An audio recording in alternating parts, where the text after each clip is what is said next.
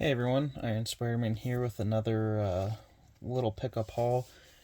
This weekend was the Steel City Con in uh, the Pittsburgh area where I'm from. So I had Thursday to Sunday off.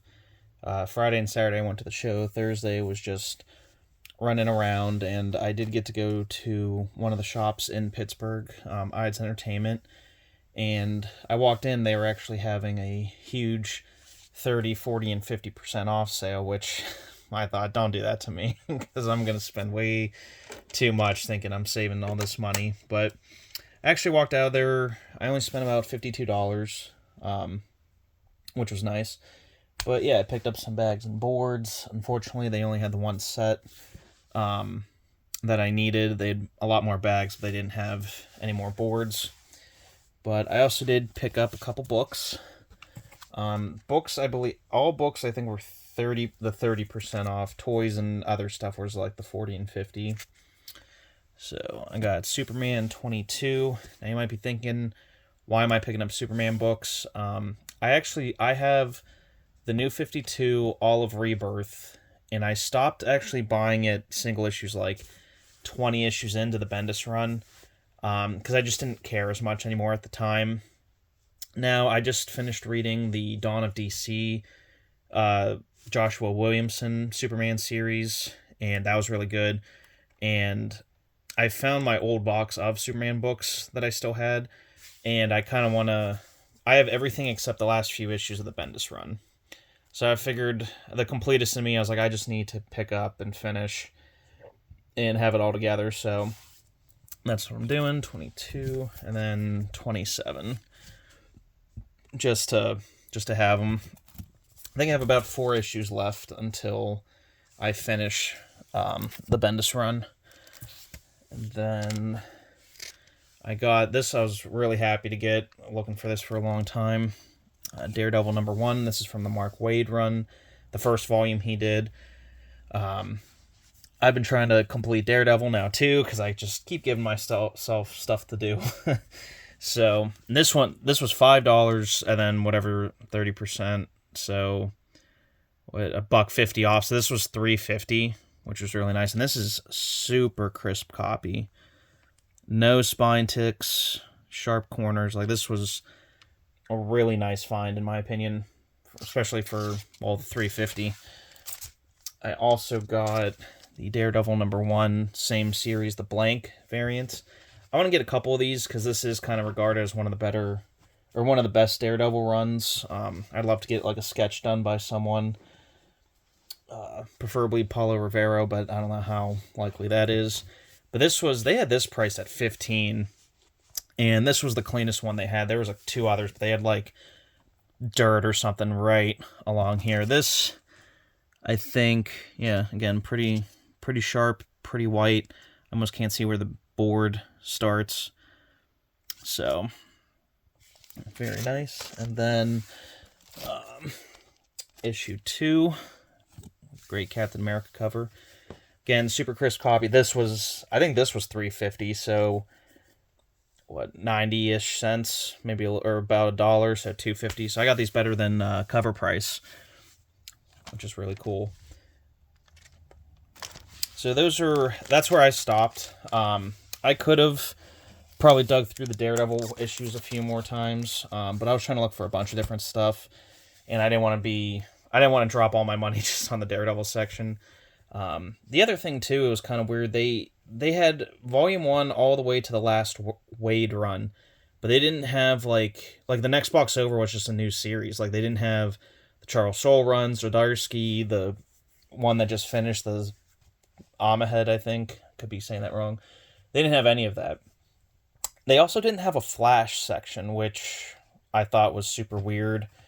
I don't know, maybe the owner just doesn't like Flash or something, or maybe they just don't get those books in often, I don't know.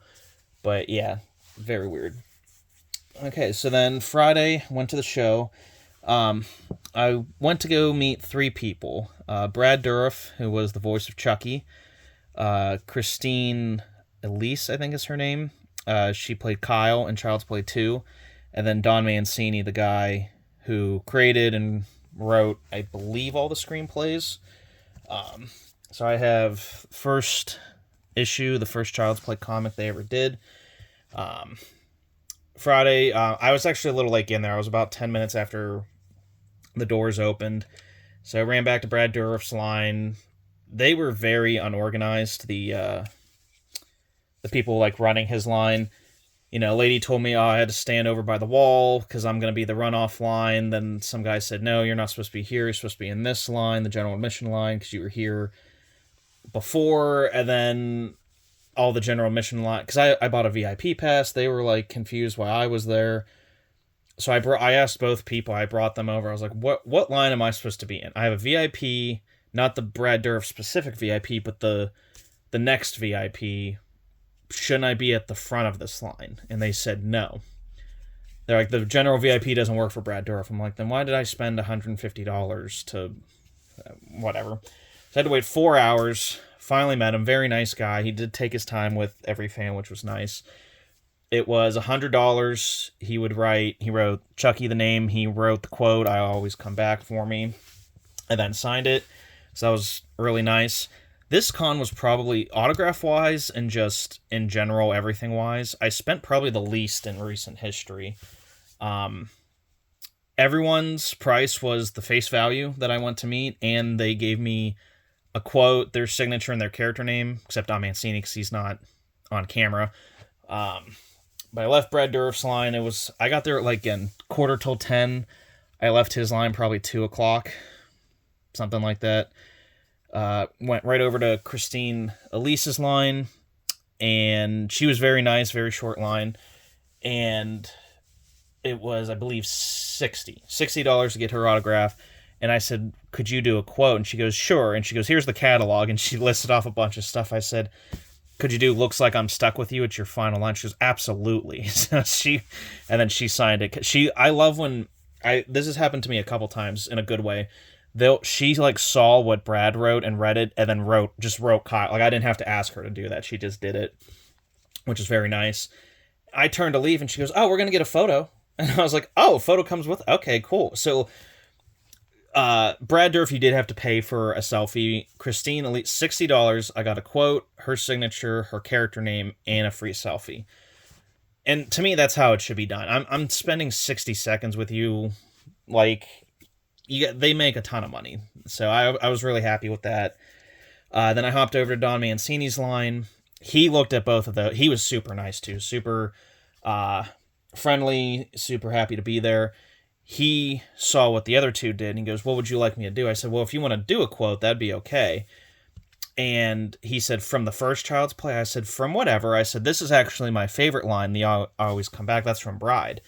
And he puts the book down and looks at me and goes, that was such a last-minute added line. I go, really? He goes, yeah, we were in the middle of reshoots, and he said, I wanted to come up with something just a little funnier for his final death scene.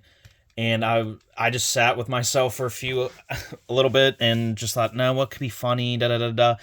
So he said, I always come back, but the dying is such a bitch. I'm like, well, you could do that because that's the other part of the line. He goes, oh, I'm doing that. And he wrote that, and he signed it. Well, if you guys can see, he signed on the bag here, on the tape, and I didn't realize that till I left his line. So I went back Saturday, and I said, hey, I'm so sorry. I was here yesterday. He goes, yeah. And I said, you signed on the bag here. I was just wondering if I could get that corrected. And he goes, oh my God, I'm so sorry, da-da-da. I go, no. We were talking. I was distracted. I wasn't paying attention. I thought I cut enough room. And he goes, oh, so it's your fault. Like, completely as a joke. And started laughing. I said, hey, you know what? I'll take the blame on that one. Yeah. I was like, I'm sorry I have to come back and bother you. And both him and his agent, handler, whoever, were both like, hey, no big deal. Accidents happen. We'll take care of you. We're here all day. It's not like we're going anywhere. So they were both very incredibly nice people. So it was a very nice show, nice weekend. Unfortunately, though, that's all I really have to show. There wasn't any other. There was 2 items I was eyeing, which there really wasn't much at this show for me to really be interested in. There were 2 items I wanted to do. There was the Daredevil mask and baton, like that Marvel Legends had done recently. And now on Big Bad Toy Store, it's $140. there was a guy who always does good deals, so I don't know what was going on. He always gives you like a great deal on anything, like 20, 30, $50 off depending on the price. He had the set for 130, and I knew he wouldn't take 100, but I was like, "Hey, like would you take 100 cash?" Like just to start, maybe I could get down to 110 or something. That was a little bit better. Like I would just, and he goes, "Cash, I'll do 120." And I was like, $10 off, that's it. Like, I mean, you're into, there, he can ask what he wants for it. He can take whatever he wants for it. He's not obligated to anything, but I just felt like you're only going to come down $10. Like, I'll give you $100 bill cash, but wasn't interested, so I just left that. And then, one of the vendors I normally go to, he had a Daredevil 100, the Lee Bermejo cover, signed by John Romita, but it was a green label. And it was for $100. I'm like, oh, I really want that. Because I'm like, I could crack that, or not crack it, send it to CGC, get the JSA authentication. I don't have a John Romita signature. John Romita Sr., let me specify.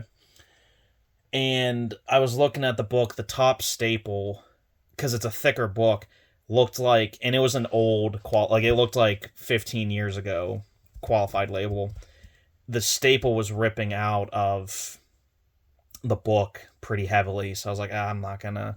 So like that was kind of it. I bought some junk food, got to all my signatures, and then kind of just called it. Fun weekend, but then I just enjoyed the rest of my Saturday. Then I have today off, and just enjoying the free time.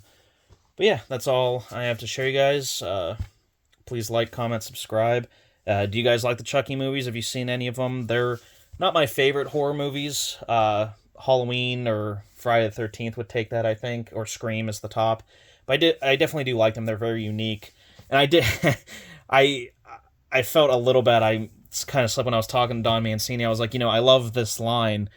And Bride of Chucky was the first one I ever saw. But once I saw a doll sex scene, I was like, I don't know if I want to see the rest of these movies. And you could see he looked a little disappointed. I go, no. I was like, I'm very glad I saw them. I went back and watched all of them. They're great. They're fun. I didn't realize how absurd in a good way they would be. And he goes, I appreciate it, man. So like, I was like, no, please don't take that as an insult. It's so absurd, but like such a fun time too, if you like horror movies. So, all right, guys, I'll see you next time.